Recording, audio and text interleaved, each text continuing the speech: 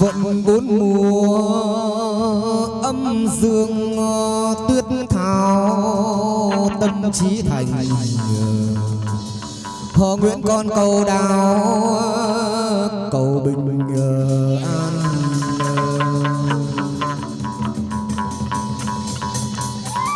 Quả thực dâng lên đăng trà quả thực tiên nó dâng lên lòng tin bái thịnh chúa tiền cầu trùng thiên thiên cung thịnh mời mẫu đệ nhất thiên thiên sắc phong chế thắng xe loạn mẫu ngự về thách gia hồi cung đệ nhị thanh tiên cung thịnh mời đệ nhị thanh tiên địa tiên vương mẫu đền sông sơn thách gia hồi cung thanh mẫu đệ tam cung thịnh mời thanh mẫu đệ tam ngọc hồ thần nữ ngự vùng thoại tung a di đà phật mô hương xạ nhiệt pháp với mộng nguồn chư phật hải hội tất sao văn tỳ giữ kết tường ngân thành ý phương ngân chư phật hiện toàn thân. Nam mô hương vân cái bồ tát ma tát nam mô hương vân cái bồ tát ma tát nam mô hương vân cái bồ tát ma tát thách gia hồi cung văn võ quân thần trần triều văn võ quân thần đức ông đệ nhất trần triều giang lâm thách gia hồi cung Đông Hải đại vương cùng thịnh mời đức ông Đông Hải đại vương trần triều cửa suốt sáng đồng hôm nay thách gia hồi cung Hoa Hải đường vương cô đệ nhất tức mặc hương là đất trầm oanh ngọc diệp danh danh cô nhất kim chỉ thách gia hồi cung tên gọi đại hoàng tâu cô đôi tên gọi đại hoàng anh linh tốc sáng trần gian phen này ra hồi cung tích cũ đời trần nhớ khi xưa tích cũ đời trần cô bé cửa suốt 10 phân vẹn 10 thách gia hồi cung lập ở hướng đông đền thờ cậu lập ở hướng đông thỉnh mời cậu bé theo hầu đức ông thách gia hồi cung nhang một chiền lòng thành dâng tiến con cung thỉnh mời đức chúa sơn lâm thách gia hồi cung chúa mường dâng văn tam vị chúa mường chúa bà đệ nhất tây thiên chúa ngự đồng thách gia hồi cung nguyệt hồ tiên dâng văn tiên chúa nguyệt hồ cao sơn yên thế chúa bà sáng lâm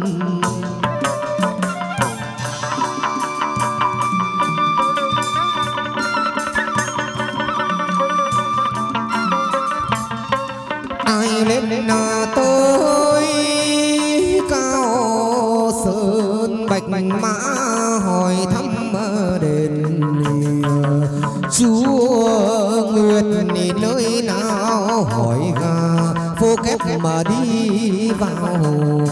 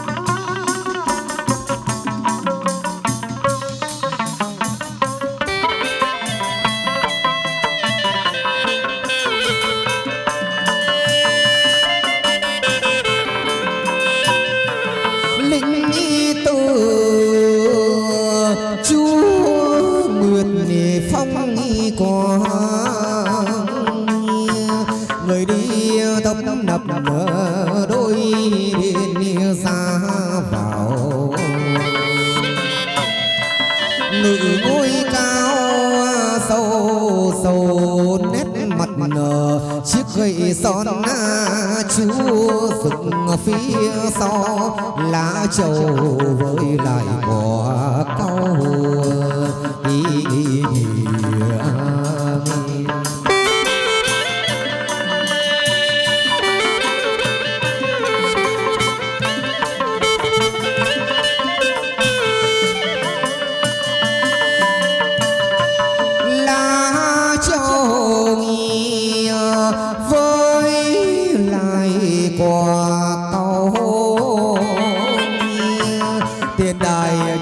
cháp sườn màu xanh lam ngự ngôi cao nhìn trần đau xót nhớ khi xưa trên đất hùng vương có một người con gái xinh già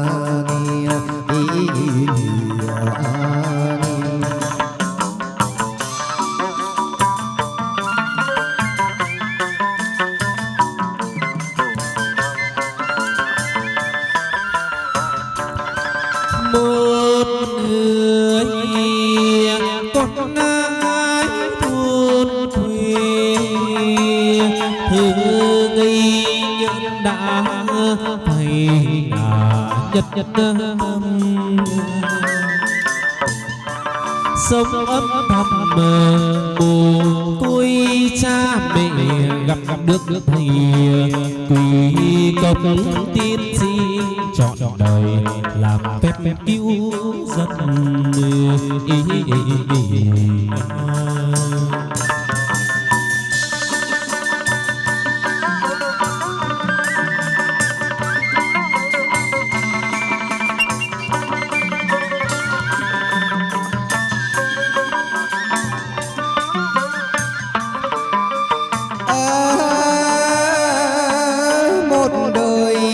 học đạo cứu dân tiên sinh truyền phép đặt tên nguyệt hồ dâng nhang miệng khấn từ bi nguyện rằng chư Phật này độ trì chứng minh ơi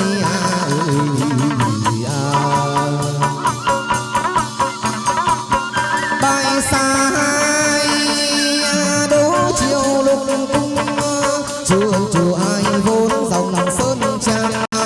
tình chú bà ưa măng trứng măng rang măng chè măng ứa cơm làm chả mầm ơi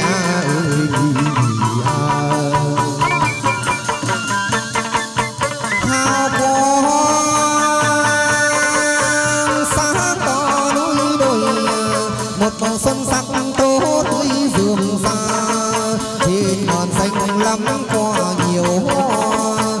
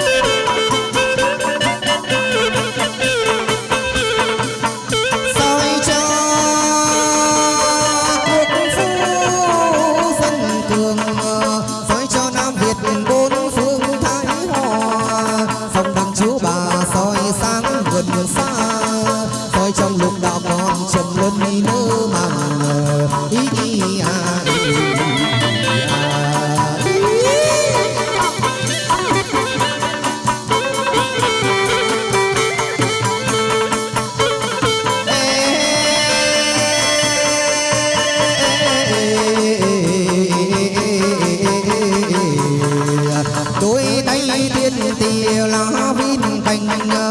hái tài hái lộc hải cũng dành cho đồng hái trăm hoa đem về dâng mẫu đồ cho đồng đồ cho đồng lộc thiên xuân đồ cho đồng hương lộc thiên xoan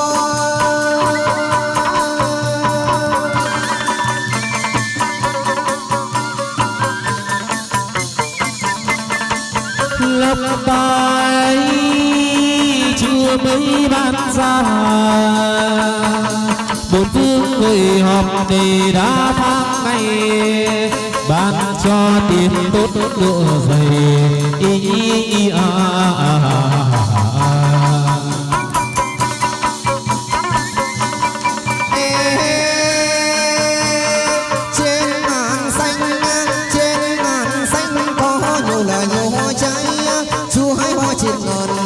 chú hái hoa trên ngàn đem về lò về dâng mẫu mẫu yêu đem về dâng mẫu có hoa thạc tình chúa vui là vui tay hai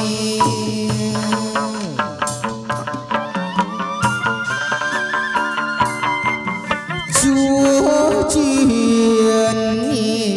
họ nguyện chớ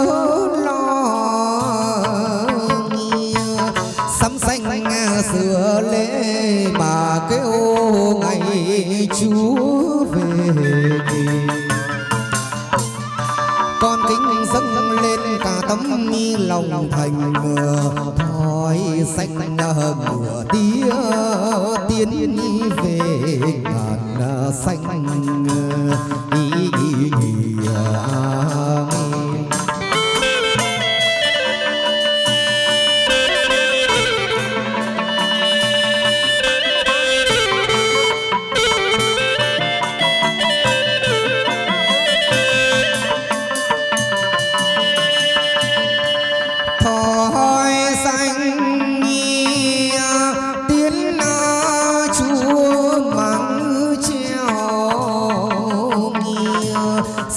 trang non chúa hài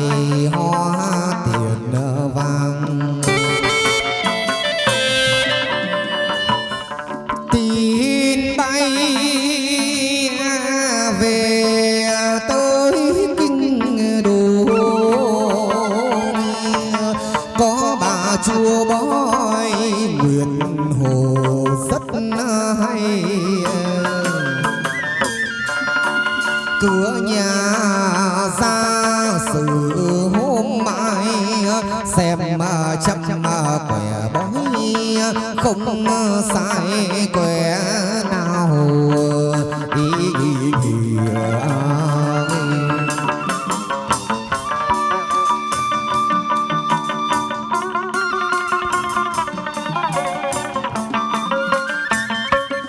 xem đi về trách nghề làm sao mồ mà đất cát con xin chúa bà phán cho nhân duyên chồng vợ căn do ai mà căn số mau ra trình đông ý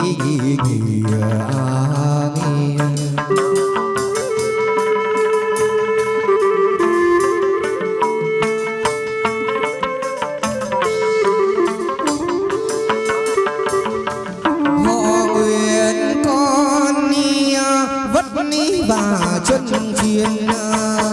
chúa ban đồng lộc phúc dày đề đa cứ đêm đêm chúa biến hiện ra ơi à ơi thạch ra hồi cung cao mãi quê nhà đất lâm thảo cao mãi quê nhà để tam công chúa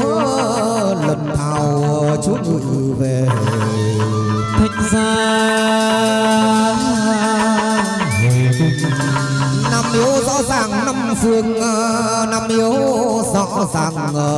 sắc phong bàn cảnh chúa bà ngũ phương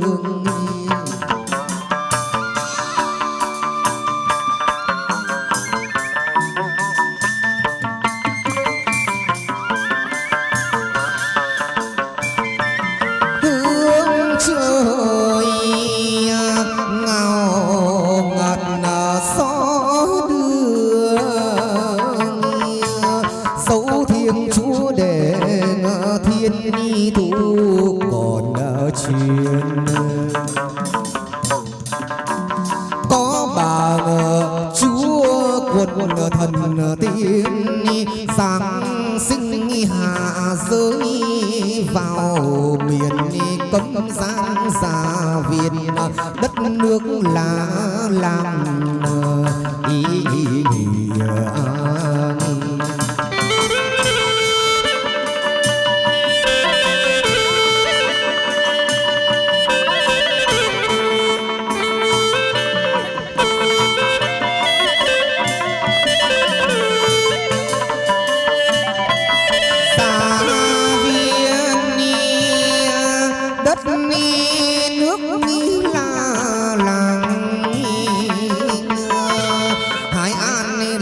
Cuốn rõ ràng ở sự xanh chú bà Giáng sinh họ vũ đầu ngành hình dung nhan sắc chúa khác người trần gian.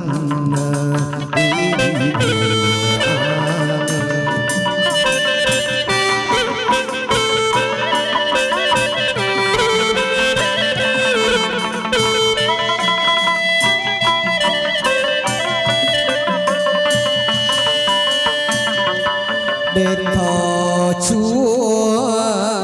Am Mi thành cảnh vắng thực hữu tình sinh đồng xiết bao đôi biển long hồ trầu vào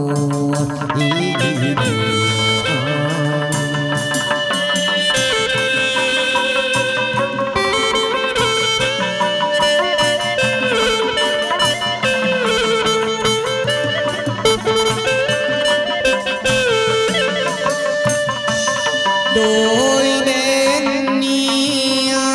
long hồ châu vào cây đa cổ thụ xanh tươi rượm ra trong canh ba nửa đêm giờ tí chú hiền xa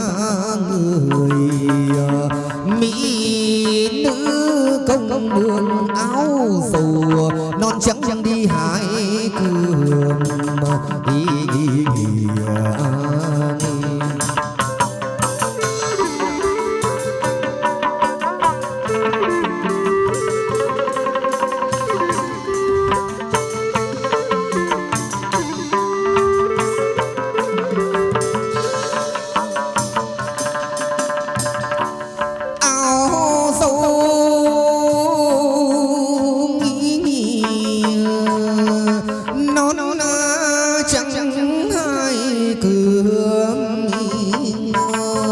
dạo chơi khắp hết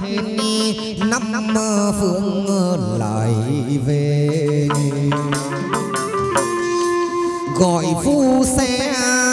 trả cho tiền giấy biết chúa bà tay vái miệng kêu con lạy chúa thương kẻ khó nghèo ý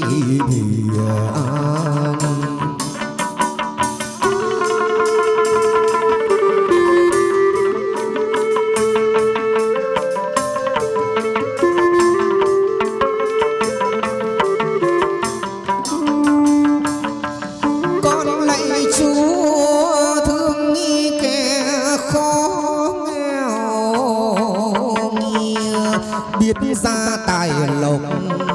lại nhiều hơn xưa phút biến đi về nơi bàn cảnh sai cô hầu lần mất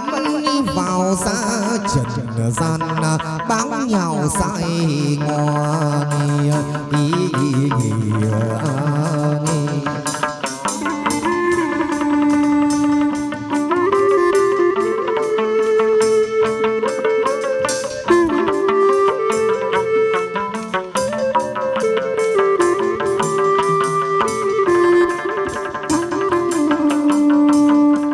chân ni ra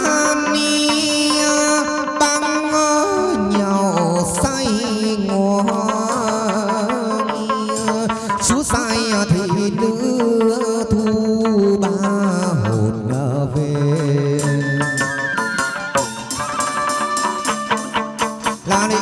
trang chúa về đồng làm lễ dâng nhang dâng lên cho tới tòa vàng trong cung dâng nhang miệng cất từ bi.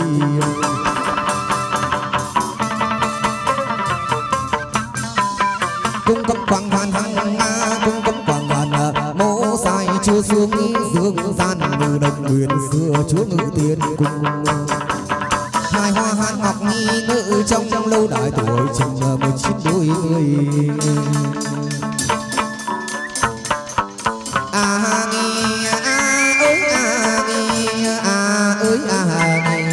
Dạo khắp phố phường chú bà dòng chơi dạo khắp phố phường ai hay phép thanh ai tưởng sự biết tình tình tàng tình tàng tình tình tàng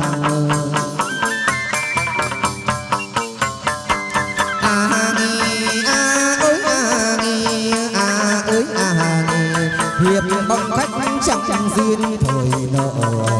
chúa trong đồng ai vỡ cho ra tình tình tàng tình tàng tình tình tàng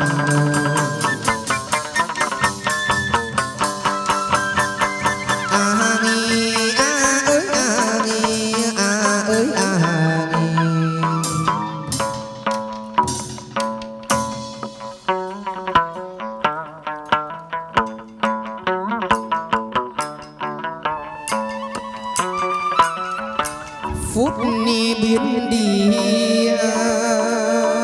về nơi bạn cảnh sai cô hầu lân mẫn đi vào ra trần đi gian trần gian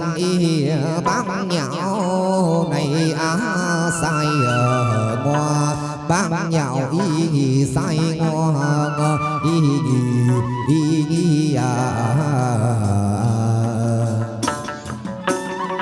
trần gian bám nhạo sai ngoa chú sai thị nữ thu ba hồn về đêm nằm mơ nhưng mà cùng quỷ ngày chúa hành liệt vị chân tay phải nghi đi phải đi thỉnh thánh này mời thầy thỉnh thánh mời thầy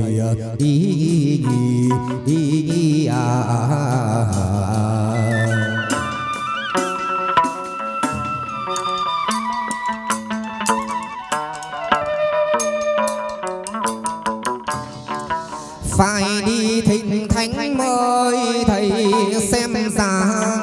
lối đạo về ngay chúa bà sắm nhang hoa dâng lên thỉnh ra hồi cung tôn quan cung thỉnh mời đệ nhất tôn quan lại lâm chắc sáng trần gian đi quan đệ nhất oai hùng thanh gia hồi cung sam sát quyền cai ngôi thượng ngàn quan đệ nhị ngày quyền cai thông chi thiên địa cầm sai đại thần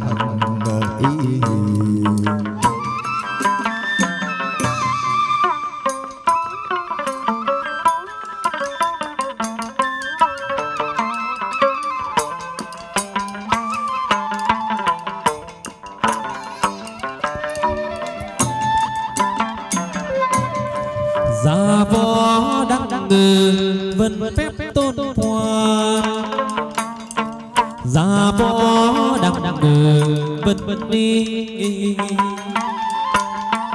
bắt muôn công nghi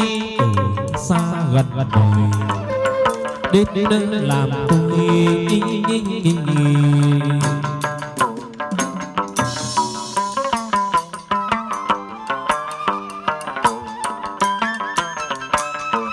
đại hạn nắng nắng lôi cớ trời làm đại hạn nề nắng lôi kiều quan xa vũ một thôi dần dần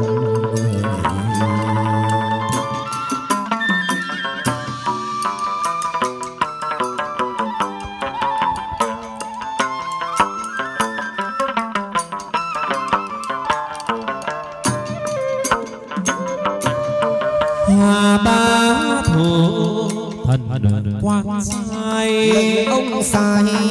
Hoa bá đi ba thủ thần tự nhiên dâng cơ nước xoay bạc đời nổi mưa xa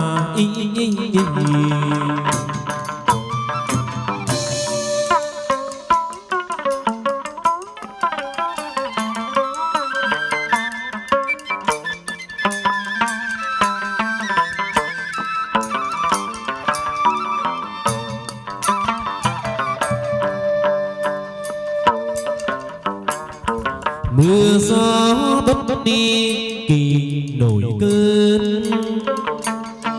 mưa gió đi gió bất kỳ tự nhiên dâng cơ nước xoay bạt đời nổi mưa xa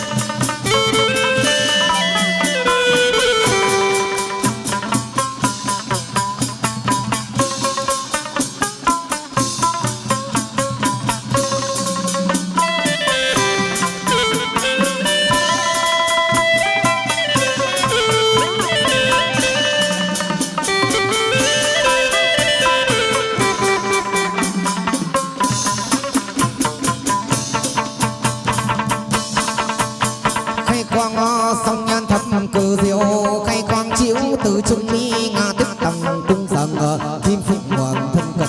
thanh chúa khai trung nhà làn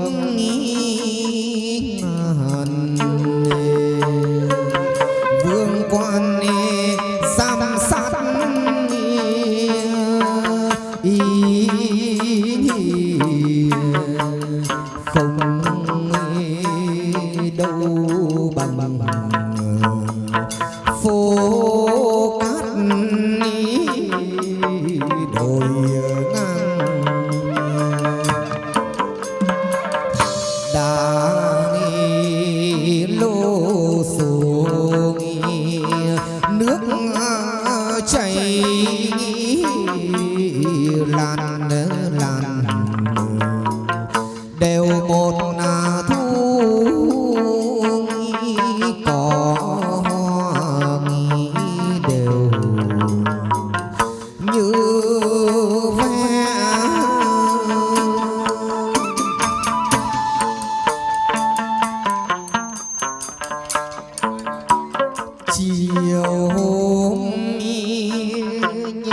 tay về lẻ tẻ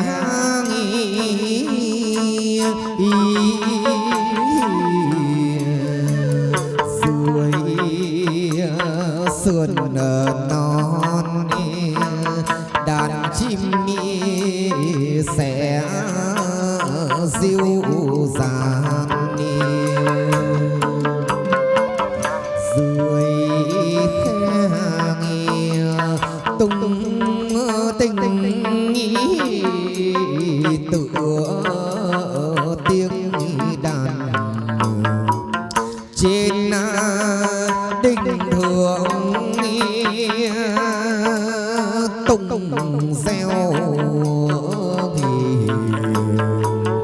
như điểm trống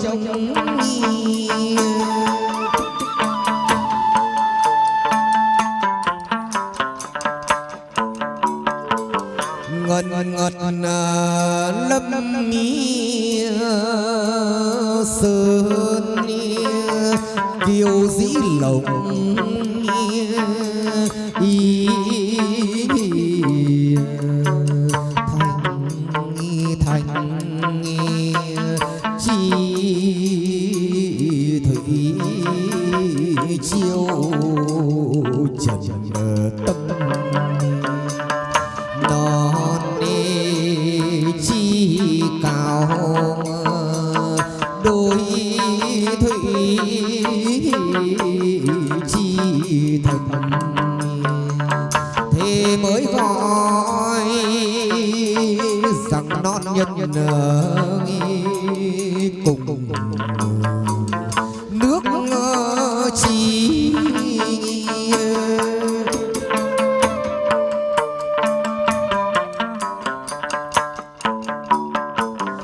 có phen tới sân rồng vào bãi tạng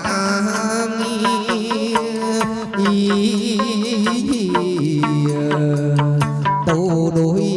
xong ngài rào gót về tiên có phen ra vô nghi đằng vân say xưa nước chỉ mơ nghi màng non nhân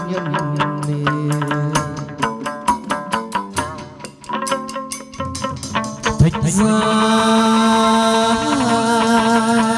hồi cung thái tử Đệ Tam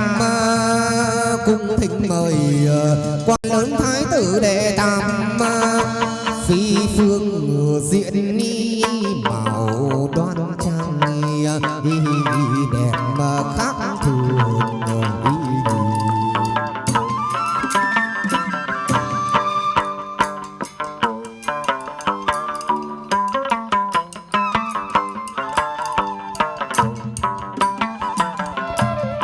mái thuyền là đi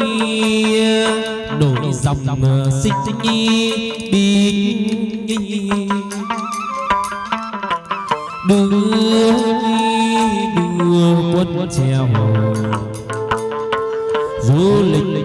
ý bốn năm phương có phèn tuần thú sông thương trở về tình ý bắc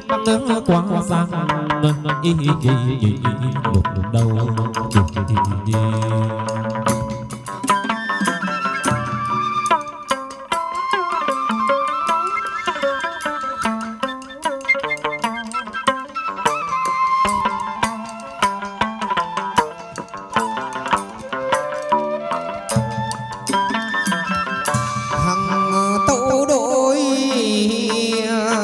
thiên đình thoại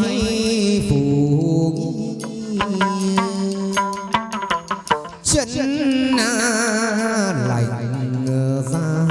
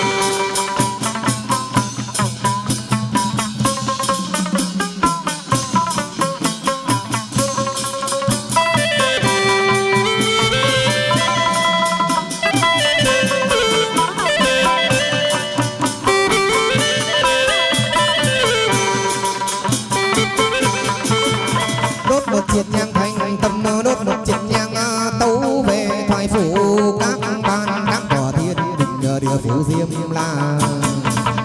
Dưới tòa thoại phủ vua cha đồng đình vốn dòng làm chúa thoại cung.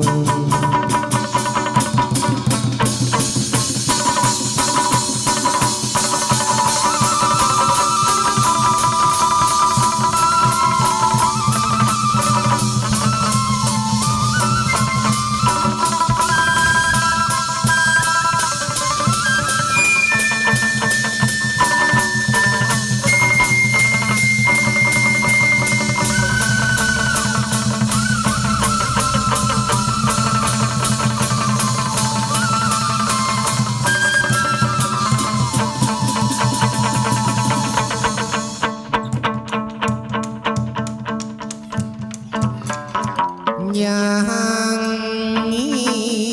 dừng một chuyện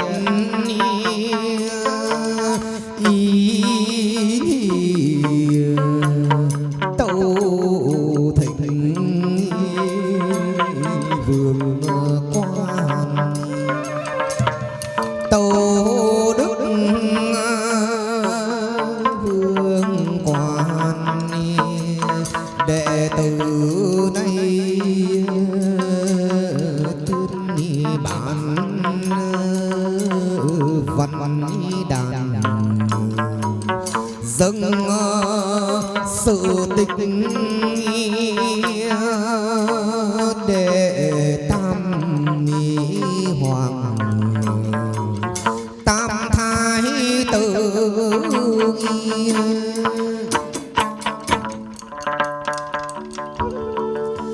giáp bạc bao phen quan tam phủ nhuộm đỏ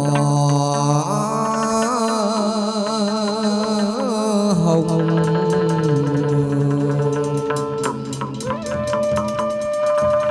ngài sông pha trăm trận giả như không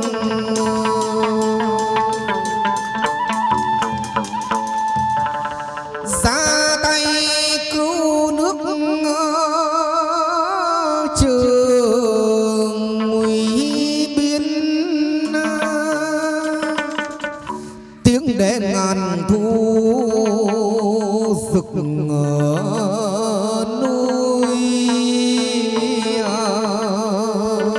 sông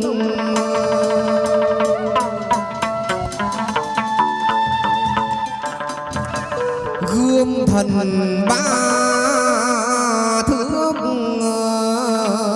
tay ngang dọc chí dày trời tây quan tam phủ lấp bể đông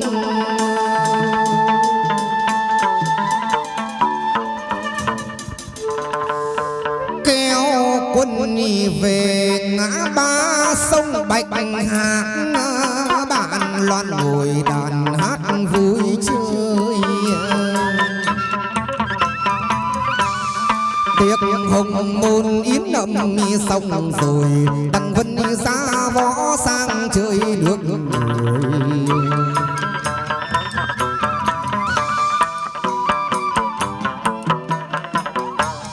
có phen ngự sông cầu sông hát khi lên gành xuống thác ra khơi thuyền rồng trăm mái chèo bơi ngã ba sông Bạch Hạc lại là nơi quan đi về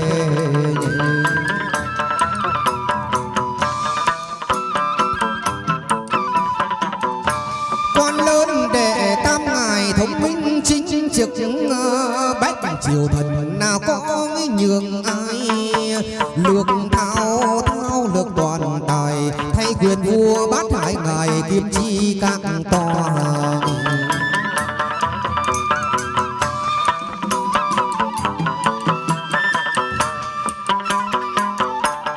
trải sang khê lên ngàn xuống biển ảnh sang từ quý địa xanh lam. Đền thờ quan tan tía kiệu ngài vàng, long môn hồ phục thạch bàn vẫn còn ghi.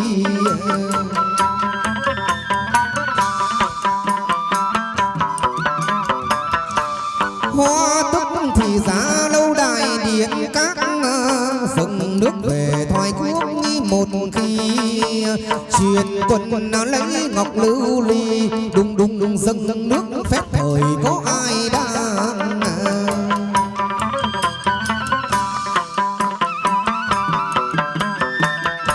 Quan qua đại giáng sông Thao sông Cá, kéo quân về ngài đóng ngã ba tranh. Dương ca đàn hát đập đành, thơ ngâm phú đọc đàn tranh chơi bời.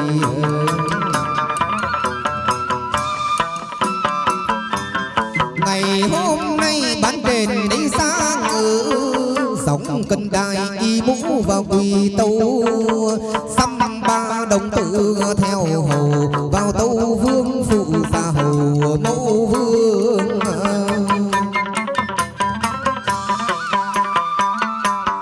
Ngự giờ lâu ngài phát lời cho nhân thế, phải ông lên cứu độ cho trần gian. Một tay hoàng thái tử đệ tam, cứu sinh cũng lắm ngài đồ oan cũng nhiều.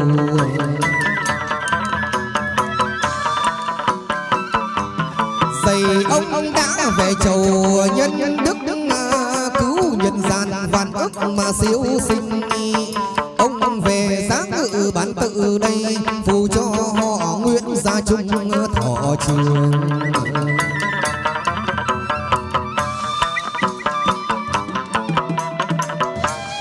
Trịnh sang biên doanh ngân lai lang, đôi vầng hồng soi dạng đất Nam Minh. Con vua Thủy Quốc Đồng Đình, đệ tam hoàng thái tử người giáng sinh ngôi đền rồng.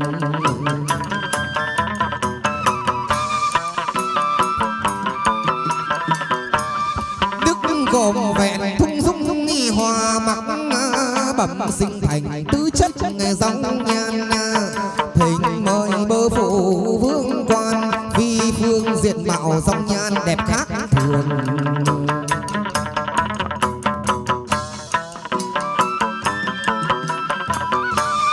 Hàng tấu đối lên thiên đình thoái phố, chân lãnh giang tuy đủ việc bốn phương. Nhân khi giá ngự ngài vàng, cầm cân nảy mực sửa sang việc trần. Thích ra hồi cung,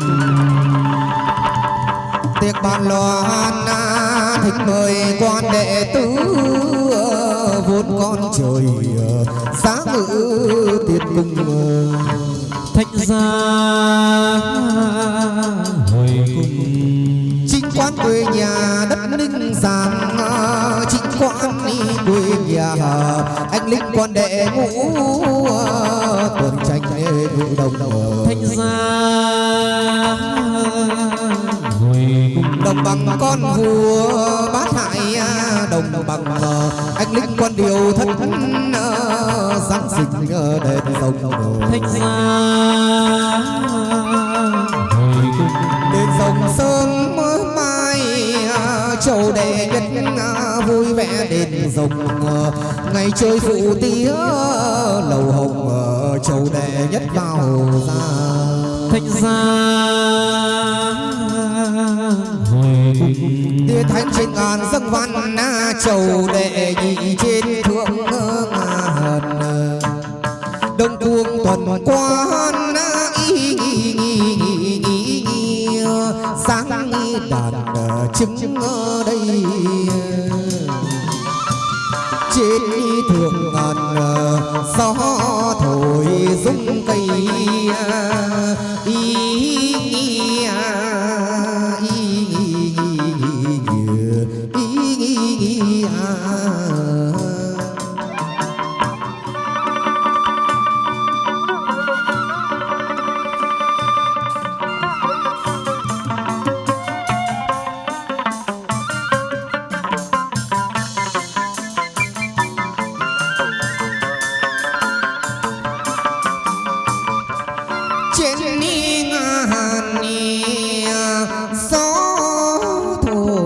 sung cây dưới khe cá lặn một đàn chim bay về ngàn cánh khuya nguyệt lặn sao tàn thoi xanh ban nguyệt châu bà khoan đi trèo vào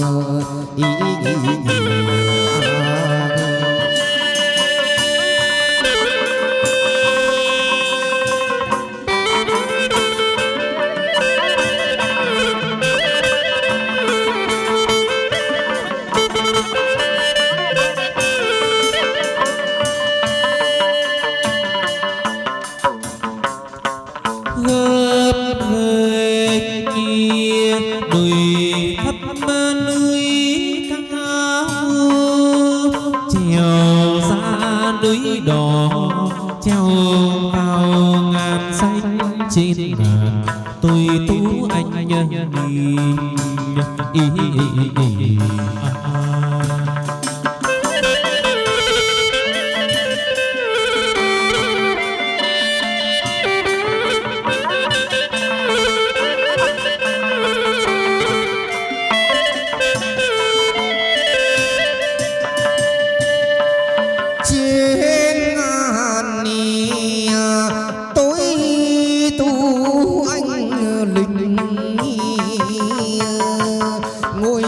công chúa quyền hành núi non chầu bà linh thiêng đã nức tiếng đồ hồn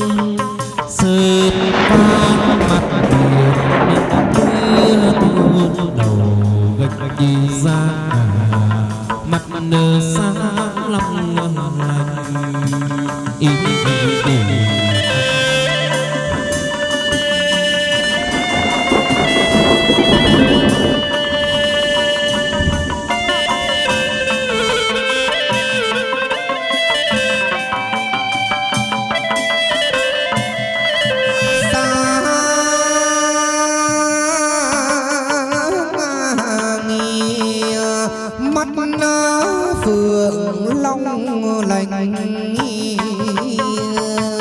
mặt huê tươi tốt tóc mây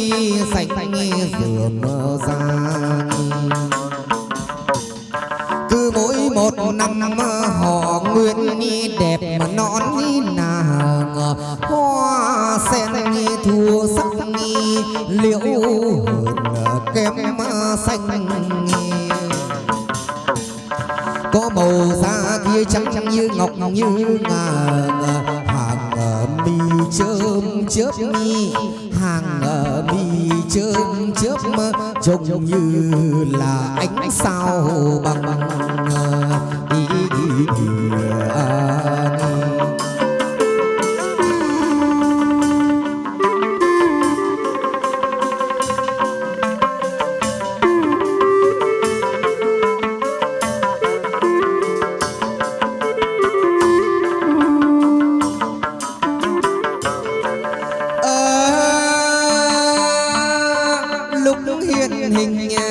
lúc hiện hình trong tựa mà tiên mắt phượng ra ngà đầu vẫn tóc mái điểm trang lược dắt chấm cài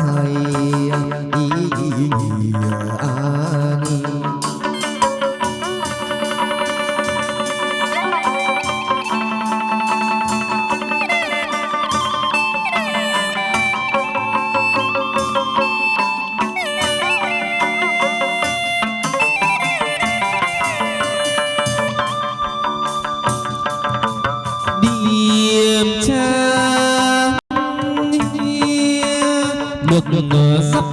chân tay, tiếng nói thong thả khác người trần gian, quyền cai bảo lạc mà sang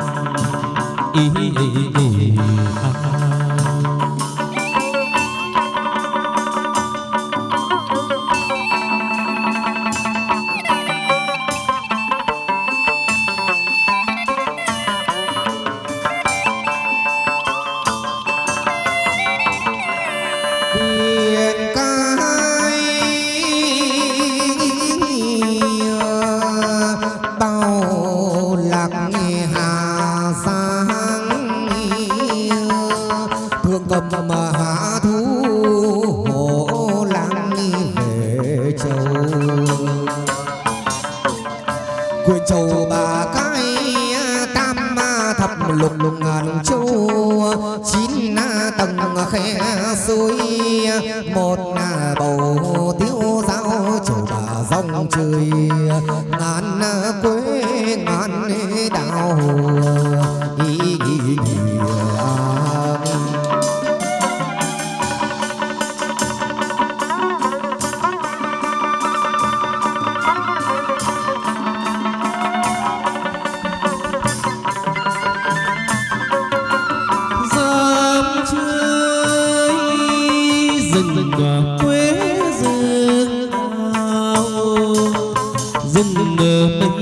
thấp thoáng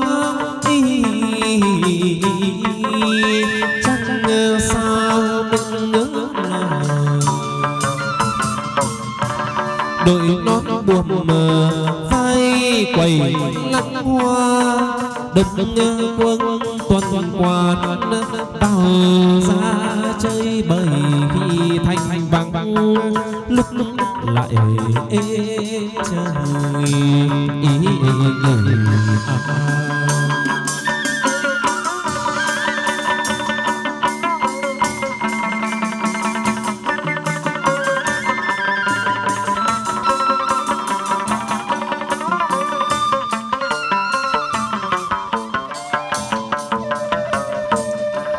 đông cuồng nghe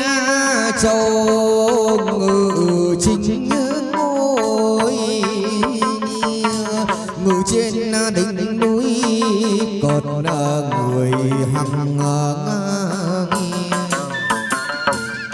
ô tam thính tình sớm hát chiều ca bè bãi dòng xa ngân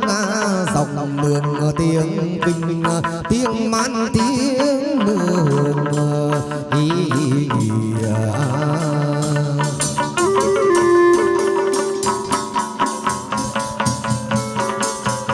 về đồng làm đấy giấc nhà dựng lên tam bào mười phương đô chi tay sinh nhà miệng cân từ bi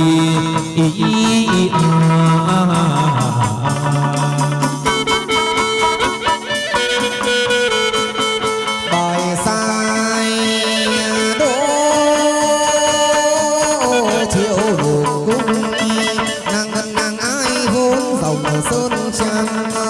tính trầu măng trúc măng ràng măng che măng lứa cơm làm trà ngon tính trầu hay sung ai đi tìm ý nghĩa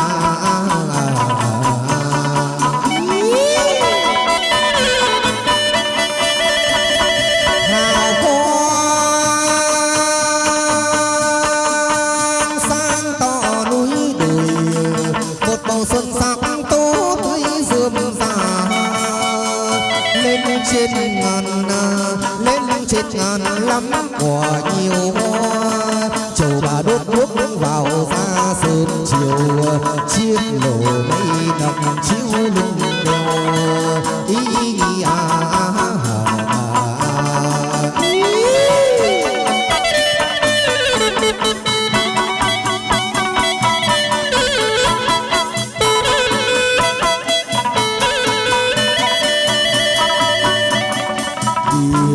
trời soi sáng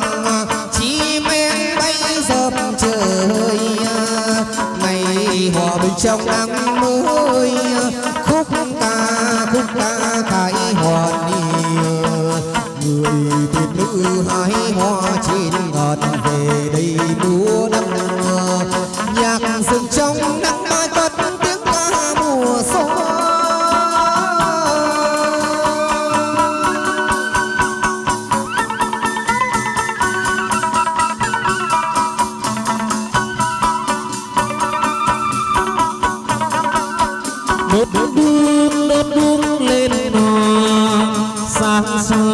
tới người trần gian, đốt đuốc lên non, sáng soi tới người dương thiên, soi trong lúc đạo soi về đến đây, soi trong lúc đạo soi về đến đây.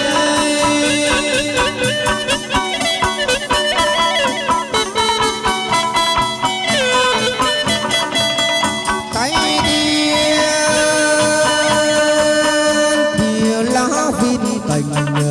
hai tài hai lộc châu, hai dành cho thanh đồng, hai trăm hoa đem về dâng mua, đổ cho đồng hương lộc thiên xuân. Ý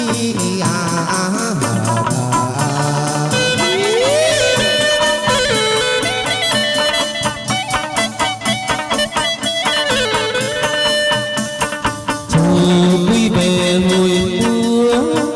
là về chỗ vui múa ca, chín sơn trang tối ly hài hoa dạo chơi khắp nơi, chim anh níu lơ chào mừng hát khúc ca mùa xuân.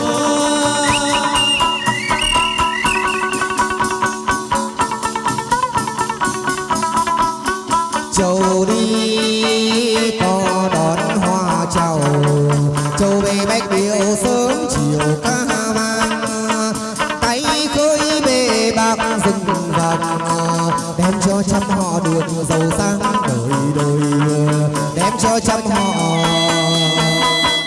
đời đời giàu sang.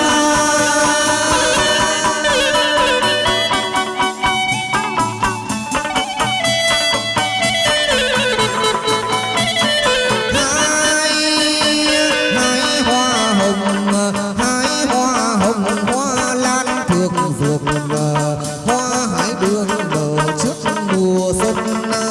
trăm bông hoa đua nở trên cành, ý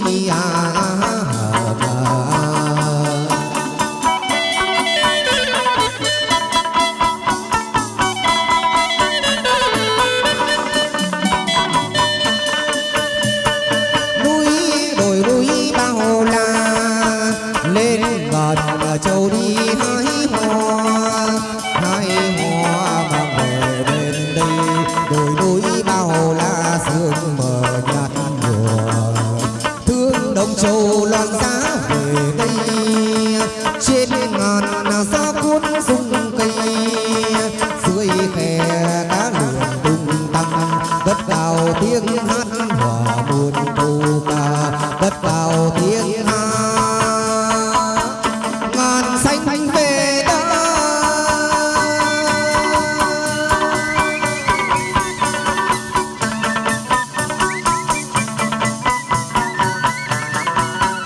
Lộc tài châu mới ban ra, bốn phương hội họp để đa tháng ngày, bán cho gấm tốt lụa dày, bồng lộc cho lắm về đây cho nhiều,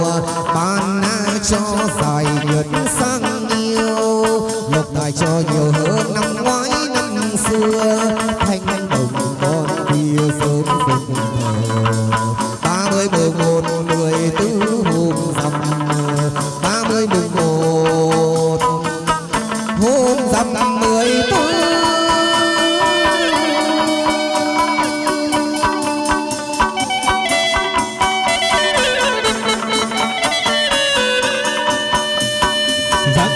Sáng người tiên nữ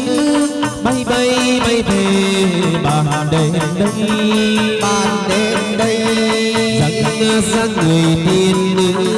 bay bay bay về bàn đêm đây.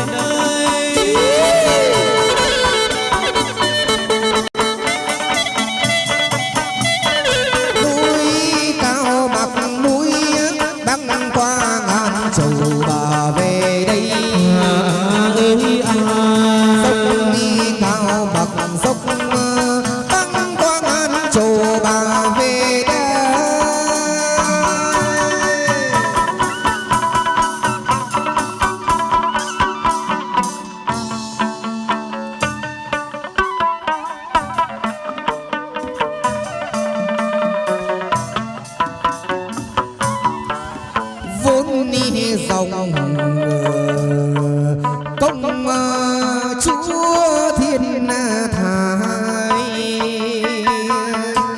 giáng sinh hạ giới quyền cai thượng ngàn quyền cai tam thập lục châu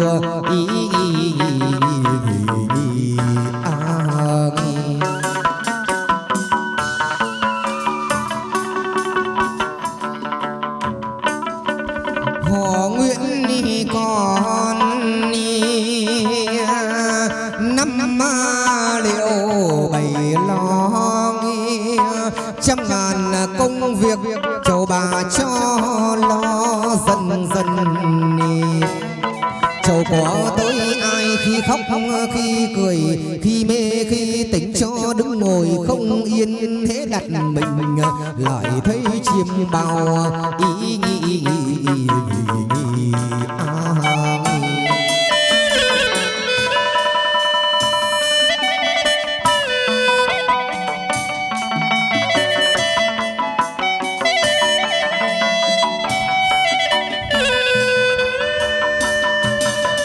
huyền cái bảo lạc hà giang 9 tầng khe suối một bầu tiêu dao dòng chơi rừng quê rừng đào